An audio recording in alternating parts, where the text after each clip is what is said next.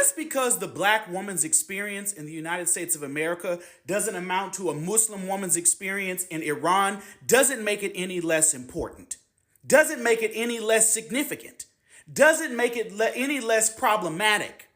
I watched that whole exchange between Whoopi Goldberg and Alyssa on The View, and it just infuriated me. Black women are the most educated people in this country, and I will take that to the grave. They are the most qualified people in this nation, and they have to go above and beyond just to get a percentage of what everybody else gets. And they don't even get appreciation for the things it is that they do. And I really witnessed that in last year's election.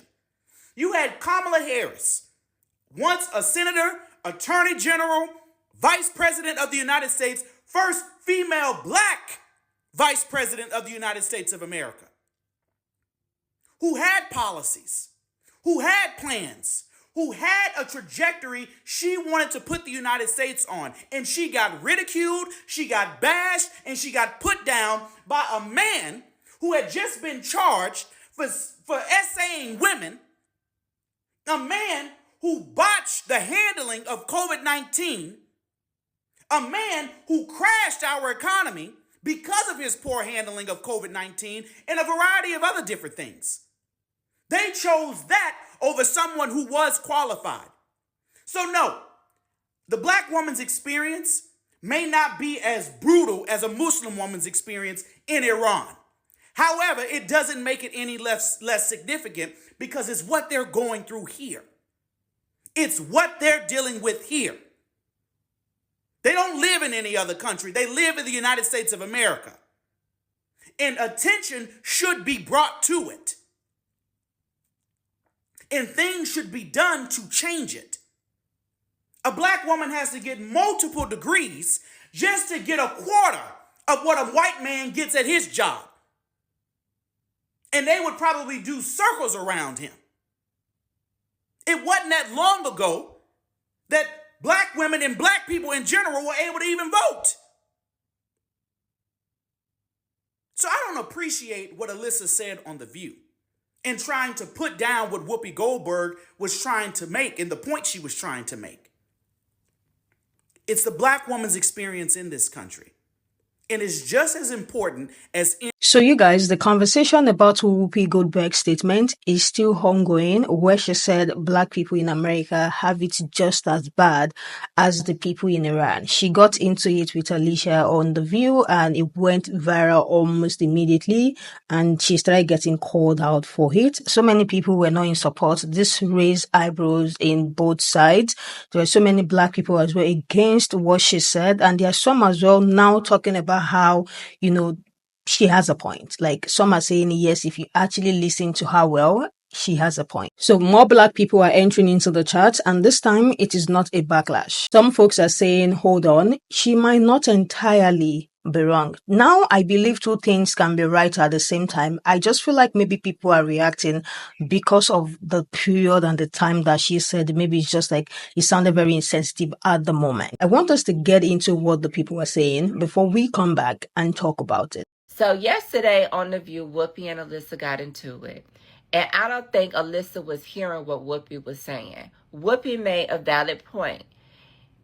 The fairness is not across the board for everybody here in America. And everybody does not feel that way. Look at what happened yesterday when the Supreme Court upheld the Tennessee ban on puberty blockers and gender affirming care for trans kids that need it so that they can be safe, so they don't experience suicide. Who is that saving? Who is that benefiting? Absolutely nobody. And God forbid if you're black in America and then you're met with all kind of different intersectionalities, being LGBTQ, living with a disability, being low income, being poor. Like, Alyssa, you don't get it, girl. Stay over there in your white box. You don't get it. Sometimes people from other races can genuinely have no clue about what you're saying because they've never had your lived experiences. And we clearly watched that play out on The View with Whoopi and her co-hosts. They have no clue on what it's like to be black. Oftentimes, people see your color before they even listen to the words you're uttering from your mouth. That's the sad reality we have to face daily in life. The conversation that The View had with Whoopi Goldberg and her co-host Alyssa should have never even been in conversation amongst that table in general. And I said that because at this point in our country, at this point in life, there should be no more conversations trying to explain what it means to be black in America. I am no longer engaging in any of those types of conversations with people who will never get it and don't want to get it. I do think that her bringing it up was misplaced. She had a absolutely valid point, but it was misplaced in that conversation. There was a back and forth conversation concerning the women in I think Iran or Iraq or something like that, or I think it was just in the Middle East. And Alyssa felt very passionately, and see, I'm finna come down that street in a second. She felt very passionate concerning the women and the limitations of living in that country. She talked about that their elections aren't free, that they are not fair. And you think ours is? Okay. So then Whoopi goes on to talk about that we weren't able to start voting until 1965. And she goes on to say that to her, like, not everybody feels the same way that you're thinking. This is what she was telling Alyssa. Alyssa goes on to talk about there are much darker places. Alyssa, you got a lot to understand, boo-boo. The thing for me is when she made the statement, there's other dark places, she doesn't realize how dark this world and where we are currently at, it really is. It's just hidden. It's just manipulated. It's just deception. That's why you don't know how dark this place really is. And on the flip side, you must not be the one on that end experiencing the darkness. I just feel like having a conversation with the people that was around the table at The View concerning Black America, concerning the disparities of Black women, that's not a conversation I would have with those people, because they're not even in a place to want to hear, to want to understand. And you know, even relating it to the other people in the country, there's so many things that goes along with that. Their religion, what they are agreeing to. It's not like all of everybody is for us. It is a form of culture. It's a form of religion. Alyssa, I just feel like if we're constantly having to make points and explain the disparities of Black America, I just feel like we no longer should or even have to continuously have conversations about it, because it's not like it's going to be completely ignored like it has been for many years. It is absolutely pointless. There is no change. There has been some small changes, but there ultimately will never be full change until the return of Christ. And let's keep it 100. Here's my other side to all my white Christian people who don't like to address oppression, who don't feel like addressing it is fruitful. The Bible on several occasions speaks about how God is for the oppressed. And Psalms 10 and 18 is a scripture. Go read it at your leisure. You have Psalms 103 and 6. The Lord works righteousness and justice for all who are oppressed. The Bible also talks about earthly bondage. My favorite scripture of all is Isaiah 1 and I believe 17. Don't quote me on that, where it talks about to seek out justice. It goes on to say correct oppression.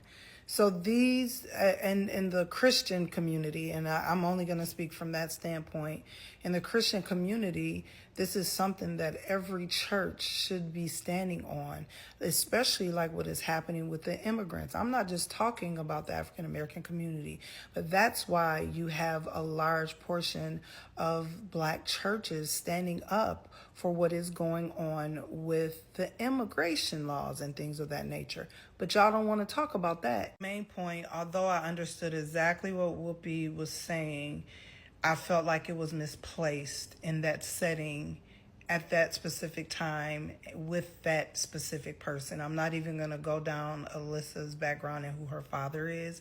I think those who know, those who get it, get it. My last comment to Alyssa, if she just happened to come across this, you are very passionate concerning the women in that country. I would like to see that same passion for the people in your own community, in your own country. And thank you and amen. I think what people don't get about what Whoopi Goldberg was saying is that to us, and by the way, happy Juneteenth, to us, African American people, it feels like we are in a country like Iran by the fact that the boot has never been taken off of our neck. I've seen so many videos, and me myself have witnessed so much racism, even in a place like New York City. Yes.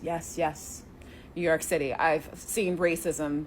And the school I went to school in upstate New York. It's called SUNY Fredonia. A year before, the dorm that I was placed in, a cross was burned. I went there in 2007. The school, it happened in 2006. So you don't think that's scary to us? You don't think it's scary the fact that I think in Albany, a man was found hanging from a tree? You don't think that's scary? Shall I keep going? So even though this is the best country in the world, to us, it's still not the best country. I was redlined with getting my house. Was that fair? Even though I had the money, I paid more than 20% to get the house, and still they were battling with me on whether I could afford it or not. I kept being asked, why is it just for you, when I was obviously going to rent it out? Like, come on, it's a 2-family. Not going to do that anymore, though, after all this. Sorry, not in New York. But not to mention the fact that has a YT person ever had a young boy come to their house with a whip to whip their child? Oh yeah, you guys can look up that video. That's a real video. I'm not sure what state it happened in, but this is all over. So to us, the war for us to be just as free as everybody else has never ended. So I think that's the message that Whoopi was trying to convey to those two. And obviously they didn't get it because they're hard-headed. They go from their own experience. And I get it. It's hard for you to see other people's point of view without you having experienced it. But also there's a lack of logic and understanding and the ability to see past their own needs and own individualistic ideas is what's lacking in that conversation.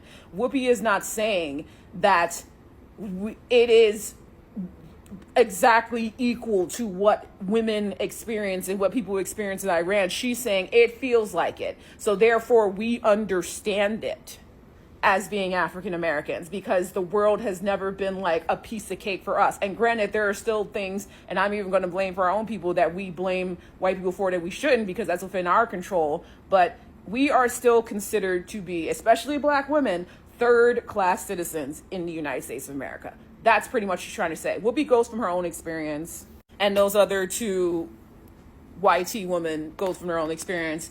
But the problem is that the women, especially the ones who are very right-leaning, will never understand because they haven't experienced the things that Whoopi has experienced. And even with all of Whoopi's privilege, I'm sure she still experiences and has experienced racism. I mean, that doesn't stop just because you have money. It's just that she's protected from physical harm because she probably has bodyguards. She has money. She lives in a gated community. Who knows who she lives? I don't fucking know where Big Golden lives. But, you know, this is just pretty much what I'm saying. And I think people don't understand that. And they see her as trying to, like, latch on to the experience of a country where people are suffering a great deal. But we're suffering. And also, look how many African-American children go missing and they do nothing about. Like example, that boy in the Bronx whose father, unalived him in the Bronx River. If that was a white kid, do you think it would have had the same experience?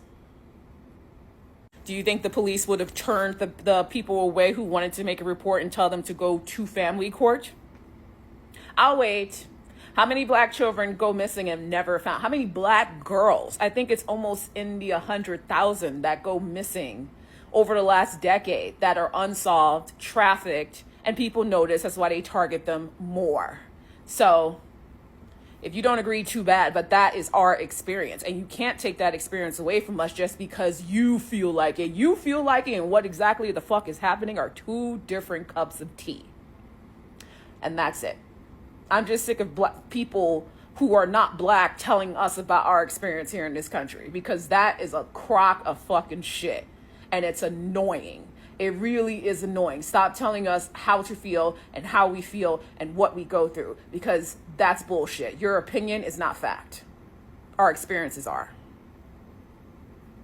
I feel like the very first reaction that people have about a statement was that how can you compare black people in America to the people who are currently facing war, bombings, political crackdown? How can you compare black people in America to that? I think that is the first reaction that a lot of people have. So that felt insensitive. It felt tone deaf. It felt like it lacked some context in the moment. So these people in the stitches are talking about how maybe you all missed the point a little bit that she might be trying to make. And maybe if people look past the bluntness, they might be able to understand where she's coming from. And I really want to hear what you guys think about that. Because think about it, black Americans live under the system where systematic racism affects everything, like housing, healthcare, education, legal system, just name it. Black people are killed by the state with little to no accountability. Entire communities are trapped in cycles of poverty created by policy, not chance. And all of this sounds like a form of state violence, not a war bombing type. And I think this is the reason why people have a problem with it, because these people are being bombed right now. They are going through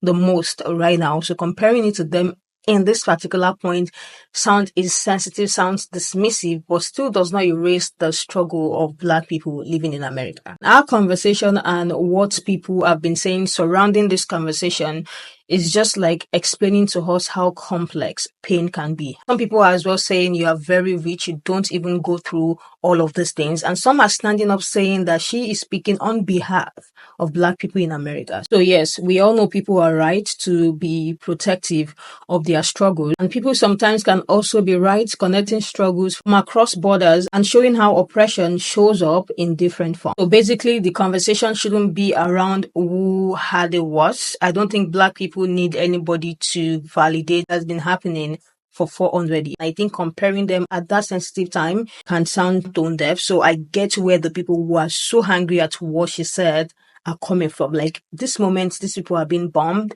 This is not what we want to hear. This is like dismissing what they are going through in the moment. So with all of the stitches that I have watched, because I have taken my time to actually watch so many people's opinion on this conversation, especially from the fact that so many black people as well do not support what she said. So my takeaway from what these people have been saying, both the people that agree and both the people that do not agree, is that maybe we need to get like better at talking about global suffering. Maybe sometimes you just need to read the room a little bit more. Maybe we should talk about global suffering with more empathy and more clarity, because what she talked about on The View yesterday, the arguments they were having and the statement she made it seem like as if black people are doing the same thing that they are fighting, dismissing pain and, not being heard and all of that. And another takeaway is not expecting celebrities to be perfect, how they express the weight of living under centuries of oppression. So the statement she made might have, be very insensitive, but the conversation that is sparked